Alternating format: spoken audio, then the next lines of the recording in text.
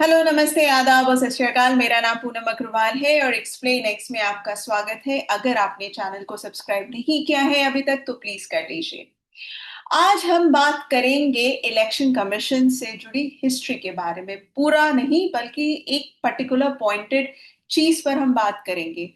आप सबको याद होगा कि जो इलेक्शन कमीशन का प्रेस कॉन्फ्रेंस हुआ था संडे को, जो कि कंट्रोवर्शियल हो गया है, उसमें सीसी ज्ञानेश कुमार जी ने एक बहुत ही इंपॉर्टेंट चीज कही थी। उन्होंने कहा कि इलेक्शन कमीशन का अपना स्टाफ यानी कि फुल टाइम स्टाफ 800 के करीबन है और 800 लोग इलेक्शन कमीशन में काम करते हैं। इसके अलावा बाकी के जो लोग भी हैं जो कि डिस्ट्रिक्ट लेवल पे काम करते हैं, जैसे ईआरओ और डीईओ, ये सारे नाम आपने सुने ही होंगे, बीएलओ, ये सारे वो अफसर होते हैं जो कि डेपुटेशन पे इलेक्शन कमीशन के लिए काम करते हैं। मेनली जब वोटर लिस्ट को प्रिपेयर करना होता है या तो इलेक्शंस के दौरान। तो अब मुद्दा एक सामने जो आया है, जो कि वेस्ट बंगाल से रिलेटेड है। इनफैक्ट एक टसल, एक अनबन शुरू हो चुका है इलेक्शन कमीशन और वेस्ट बंगाल सरकार के बीच में, जब इलेक्शन कमीशन ने कहा कि 4 अफसरों के ऊपर इंक्वायरी होनी चाहिए, डिसिप्लिनरी इंक्वायरी होनी चाहिए, लेकिन उस पर अभी तक स्टेट गवर्नमेंट ने कोई एक्शन नहीं लिया है।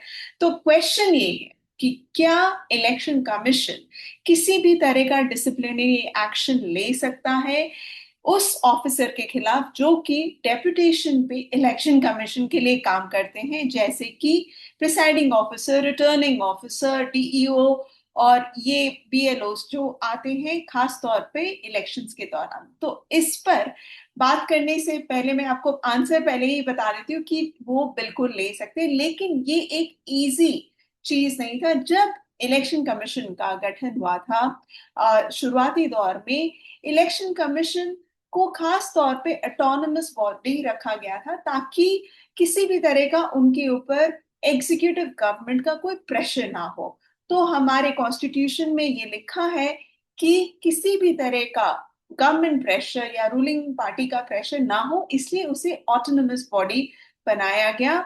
और ये कॉन्स्टिट्यूशनल बॉडी का काम है कि वो इलेक्शन को फ्री एंड फेयर तरीके से करे, क्योंकि इलेक्शन कमीशन का काम खास तौर पे इलेक्शंस के टाइम ज्यादा होता है। अदरवाइज इलेक्शन कमीशन का काम उतना होता नहीं है। तो जो ऑफिसर्स की जरूरत होती है, आपने देखा होगा कि इलेक्शन के दौरान इतने सारे अफसर काम करते हैं, इलेक्शन से जुड़े हुए पोलिंग बूथ में होते हैं, वोटर लिस्ट को तैयार करते हैं, वेरीफाई रेक्टिफाई करते हैं। तो उस समय इलेक्शन कमीशन के पास डेप्यूटेशन पे काफी ऑफिसर्स आते हैं, गवर्नमेंट ऑफिसर्स, और सेंट्रल फोर्सेस भी आती हैं उनकी मदद के लिए, सिक्योरिटी के लिए।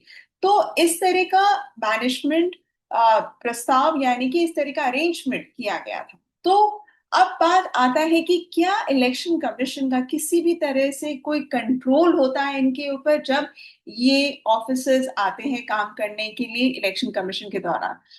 तो मैं आपको यहाँ ये बताऊंगी कि टीएन सेशन, जिनका नाम आप सभी ने सुना होगा, आई एम श्योर, जो हमारे चीफ इलेक्शन कमिश्नर रहे हैं 1990 से 1996, उनका बहुत ही इंपॉर्टेंट रोल रहा इस चीज को लाने में। और ये चीज था कि उन्होंने ये प्रस्ताव दिया था कि जो भी अफसर इलेक्शन कमीशन के लिए काम करता है इस दौरान, उस पर पूरा कंट्रोल इलेक्शन कमीशन का होना चाहिए।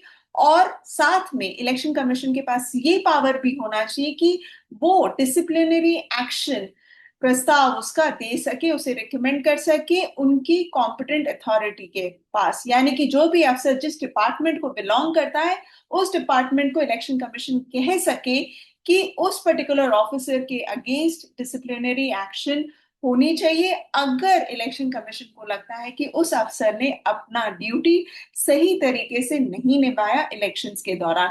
तो ये जो फाइट थी इलेक्शन कमीशन, जब टीएन सेशन थे और गवर्नमेंट के बीच में, सेंटर के बीच में, ये उन्हें आसानी से नहीं मिला। और ये पूरा फाइट शुरू हुआ था 1991 में, जब इलेक्शंस करवाने थे। तो उस समय टीएन सेशन ने ये प्रस्ताव दिया कि इलेक्शन कमीशन के ऊपर के पास सारी सारे पावर्स होने चाहिए, लेकिन सेंटर ने इस बात को नहीं माना।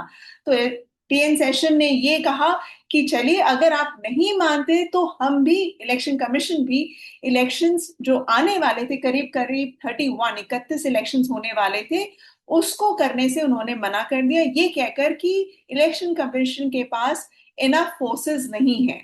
उन्होंने एक चिट्ठी लिखी थी 2 अगस्त 1993 में, जिसमें उन्होंने कहा clearly, till such time as the present deadlock, यानी कि जो फाइट चल रही थी सेंटर और इलेक्शन कमीशन के बीच में अथॉरिटी को लेकर, कि सेंट्रल फोर्सेस के ऊपर उनकी अथॉरिटी होगी कि नहीं, तो उन्होंने कहा till such time as the present deadlock which is solely the making of the central government, yani ki government of India, is resolved, the commission does not find itself in a position to carry out its constitutional obligations. All and every election under its control shall remain postponed until further orders. यानी कि उन्होंने एक ही चिट्ठी में सरकार को कह दिया कि भाई हम इलेक्शंस नहीं करेंगे, आप देख लीजिए, क्योंकि हमारे पास अभी तक इतना फोर्सेस नहीं है और हम इस पोजीशन में नहीं है कि हम इलेक्शंस को कंडक्ट कर सके। तो इस मैटर को लेकर फिर वो कोर्ट तक गए और कोर्ट से उन्हें एक इंटरिम रिलीफ उसी समय मिल गया था, जिसमें उन्हें पावर्स दिए गए। और उसके बाद ऑफ कोर्स उसके बाद इलेक्शंस भी हुए, लेकिन इस पर्टिकुलर कोर्ट के मैटर पे जो पिटिशंस लगा था उस पर 2000 यानी कि 2000 में फाइनल ऑर्डर आया। उस समय टीएन सेशन नहीं थे, सीईसी एमएस गिल बन चुके थे, और उस ऑर्डर के हिसाब से, सुप्रीम कोर्ट के ऑर्डर के हिसाब से ये कहा गया कि it could suspend officers for not doing there duty and also can replace, यानी कि वो किसी भी अफसर को हटा सकते हैं और दूसरे अफसर को ला सकते हैं, उस जिस अफसर ने काम नहीं किया उसे सस्पेंड भी कर सकते हैं, और ये भी रेकमेंड कर सकते हैं कि उस अफसर के खिलाफ उनके डिपार्टमेंट में एक इंक्वायरी की जाए। तो ये ऑर्डर बहुत ही अहम रहा।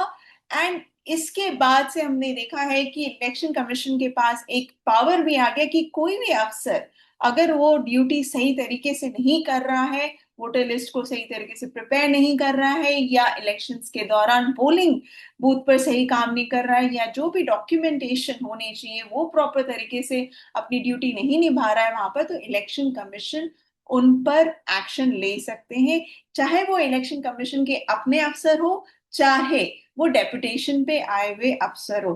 तो ये एक चीज जो कि कई लोगों के जहन में आता है कि क्या इलेक्शन कमीशन के पास ये पावर है कि वो डेपुटेशन पे आए हुए अफसर पर किसी तरह का एक्शन ले सकते हैं कि नहीं। तो यहाँ पर वेस्ट बंगाल की जहां तक बात आती है, तो डेफिनेटली वहां पर इलेक्शन कमीशन उन ऑफिसर्स पे रिकमेंड कर सकते हैं किसी भी तरह का डिसिप्लिनरी एक्शन। और साथ ही यहाँ पर जहां तक हम बिहार की बात करें, वहां पर भी हम देख रहे हैं कि बिहार एसआईआर में कई सारी प्रॉब्लम्स आ रही है, वोटर लिस्ट को प्रिपेयर करने पर जो लोगों को उन्होंने मृत बताया वो जिंदा पाए जा रहे हैं, तो वहां पर भी कई सारे प्रॉब्लम्स दिखाई दे रहे हैं। तो उस लेवल पे भी इलेक्शन कमीशन देख सकता है और रिकमेंड भी कर सकता है कि ये अफसर सही तरीके से इसने अपना काम नहीं निभाया और उस पर एक्शन होना चाहिए। लेकिन मुद्दे की बात तो ये है कि अभी तो इलेक्शन कमिश्नर्स पे ही सवाल उठ रहे हैं, इलेक्शन कमीशन, सीईसी और उनके सीनियर अफसर्स पे सवाल उठ रहे हैं कि क्या इलेक्शन कमीशन खुद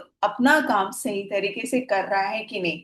तो आशा करती हूँ ये वीडियो आपको पसंद आया होगा। Please to write in the comment section कि आपको इस तरह की इंफॉर्मेशन में दिलचस्पी है कि नहीं, और इलेक्शन कमीशन से रिलेटेड किस पर्टिकुलर इशू पर आप और जानकारी लेना चाहेंगे। So please do like, share and subscribe to my channel, and thank you so much for watching.